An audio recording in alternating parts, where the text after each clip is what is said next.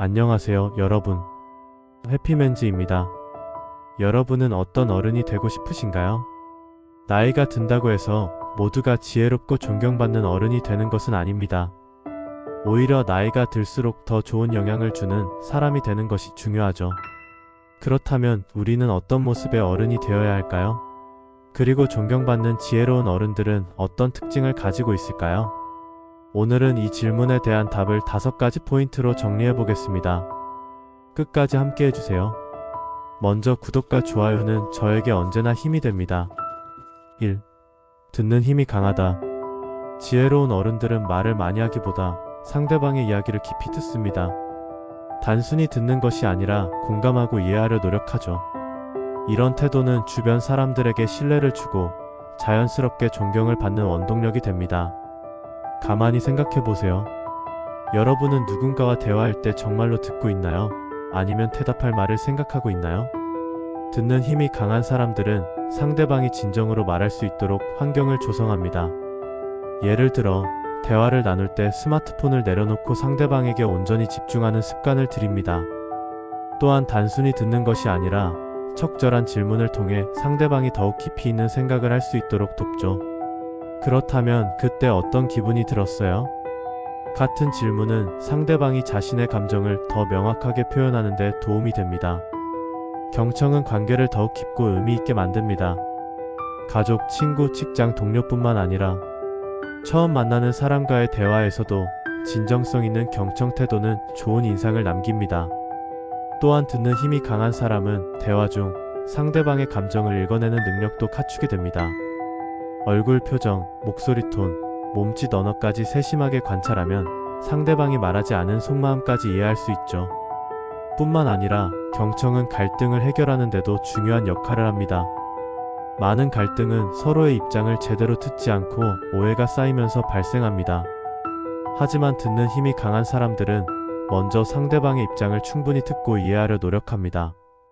내 입장을 충분히 이해했어. 내가 제대로 이해한 게 맞는지 확인하고 싶은데 내 말은 이런 뜻인가? 라고 되묻는 과정에서 오해가 줄어들고 대화의 질이 훨씬 좋아집니다. 또한 듣는 태도는 타인의 의견을 존중하는 자세와 연결됩니다. 자신의 의견을 강요하는 것이 아니라 상대방의 생각과 감정을 있는 그대로 받아들이려는 태도가 중요합니다. 이는 단순히 듣고만 있는 것이 아니라 듣고 난 뒤에도 깊이 있는 피드백을 주는 것과도 연결됩니다. 예를 들어, 내가 그렇게 느낀다는 게 이해돼. 그런 상황이라면 나도 비슷하게 느꼈을 것 같아. 와 같은 공감 어린 피드백은 대화를 더욱 따뜻하게 만들죠. 마지막으로 듣는 힘이 강한 사람들은 침묵의 가치를 이해합니다. 꼭 말을 많이 하지 않아도 침묵 속에서 충분한 공감과 이해가 전달될 수 있습니다. 때로는 조용히 옆에 있어주는 것만으로도 상대방에게 큰 위로가 될 수 있죠. 이는 특히 감정적으로 힘든 순간에 더욱 중요합니다. 조언을 하기보다는 상대방이 스스로 자신의 감정을 정리할 수 있도록 돕는 것, 그것이 진정한 경청의 힘입니다. 판단보다 이해를 우선한다. 많은 사람들이 쉽게 다른 사람을 평가하고 판단하곤 합니다. 하지만 지혜로운 어른들은 그 사람의 상황과 배경을 이해하려 노력합니다. 왜 저럴까? 라는 질문을 던지며 상대방의 입장에서 생각해보는 것이죠. 이런 태도는 편견을 줄이고 더 넓은 시각을 가지게 도와줍니다. 판단보다는 이해를 우선하는 태도는 감정적 반응을 줄이고 더 깊이 있는 관계를 형성하는 데 도움이 됩니다. 예를 들어, 누군가 실수를 했을 때 즉각적으로 비판하는 대신 그 실수의 원인을 함께 고민하는 자세를 가지는 것이 중요합니다. 실수 뒤에 숨겨진 이유를 알게 되면 그 사람을 좀 더 따뜻한 시선으로 바라볼 수 있습니다. 이해하는 태도를 기르기 위해서는 먼저 상대방의 이야기를 온전히 듣는 것이 필요합니다.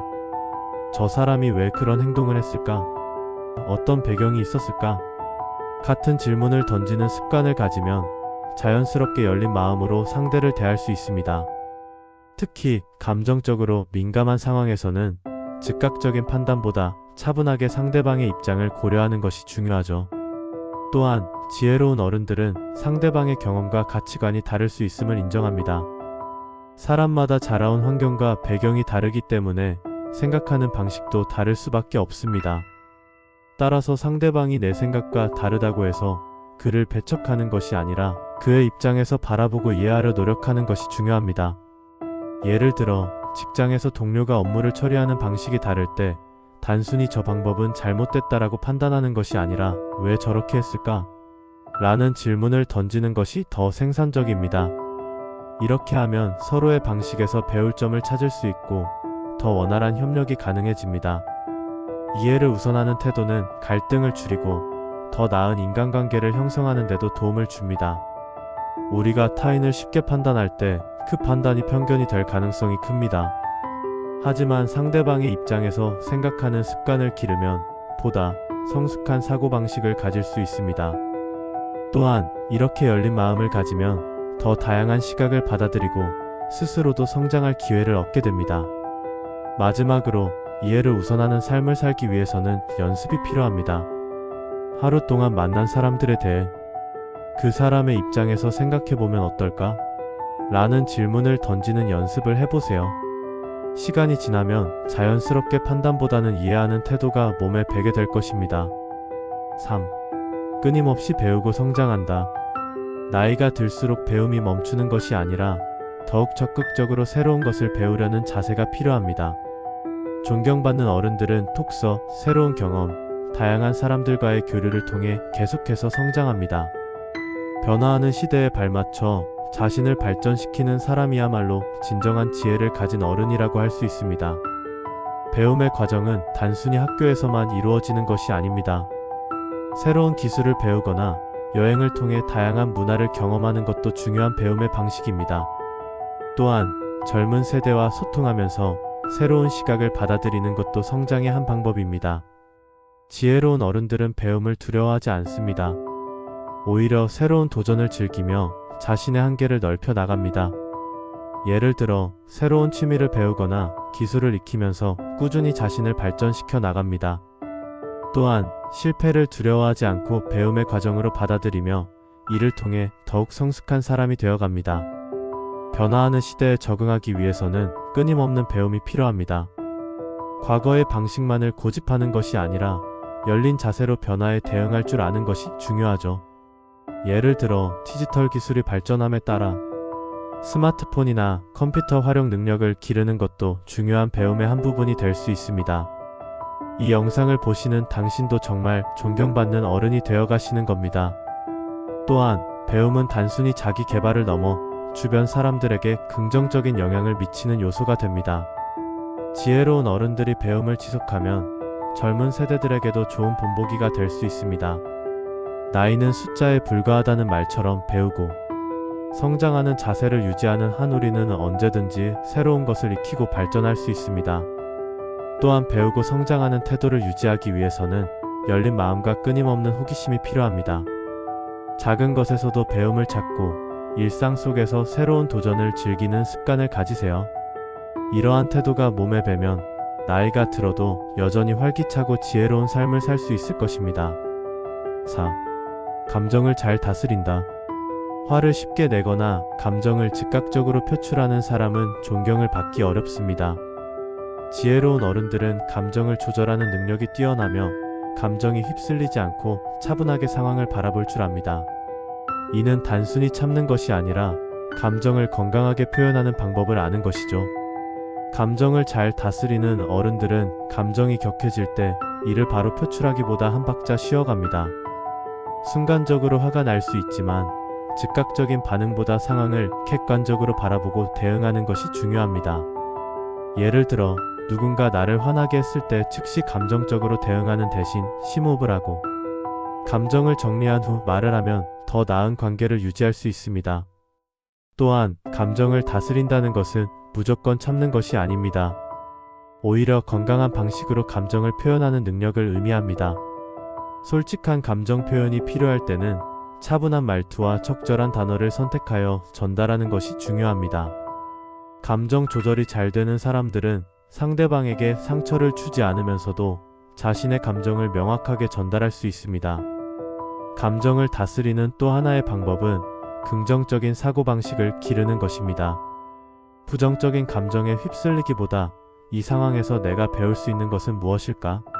라고 생각하면 감정적으로 더 여유를 가질 수 있습니다. 감정을 조절하는 능력이 뛰어난 사람들은 결국 주변 사람들에게 신뢰를 얻고 자연스럽게 존경받는 어른이 됩니다. 타인을 위해 베푸는 삶을 산다. 마지막으로 존경받는 어른들은 자기 자신만을 위한 삶이 아니라 타인을 돕고 베푸는 삶을 살아갑니다. 이들은 자신의 삶이 타인에게 긍정적인 영향을 미치고 자신뿐만 아니라 다른 사람들의 행복을 고려하며 살고자 합니다. 특히 자신만을 위한 삶을 살지 않고 주변 사람들에게 도움을 주거나 작은 배려를 베푸는 일상적인 행동들이 모여서 타인과의 관계에서 신뢰와 존경을 쌓아갑니다. 우리는 일상 속에서 타인에게 베푸는 작은 행동들, 예를 들어 지나가는 사람에게 친절한 인사를 건네거나 어려운 상황에 처한 사람에게 도움의 손길을 내미는 것 등이 삶에 큰 변화를 일으킬 수 있다는 것을 알고 있습니다. 이러한 작은 배려들이 모이면 사람들은 그 사람이 진정성을 가지고 다른 사람을 존중한다는 느낌을 받게 됩니다.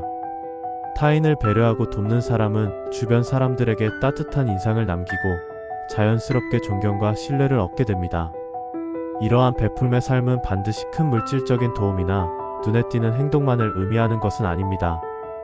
때로는 작은 일에도 큰 의미가 있을 수 있습니다. 예를 들어 고마운 사람에게 감사의 말을 전하거나 누군가 힘든 일에 부딪혔을 때 격려의 말을 건네는 것도 중요한 배려입니다. 또한 사람들은 자신의 시간을 나누는 것, 즉 누군가와 함께 시간을 보내고 그들에게 공감하는 것에서 깊은 감동을 받습니다. 때로는 듣는 것만으로도 상대방은 큰 위로를 느낄 수 있습니다. 이런 작은 배려들이 계속 쌓이면 그 사람은 주변에서 신뢰받고 존경받는 존재가 될 수 있습니다. 타인을 위한 삶을 살기 위해서는 이기적인 삶과 타인 중심의 삶 사이의 균형을 잘 맞추는 것이 중요합니다. 물론 자신을 돌보는 것도 중요하지만 이기적인 마음에서 벗어나 주변 사람들을 이해하고 배려하는 태도를 갖는다면 더 풍요롭고 의미 있는 삶을 살아갈 수 있습니다. 타인을 돕고 베푸는 행동이 습관이 되면 그로 인해 자신도 더 많은 행복을 느끼고 긍정적인 에너지를 얻을 수 있게 됩니다.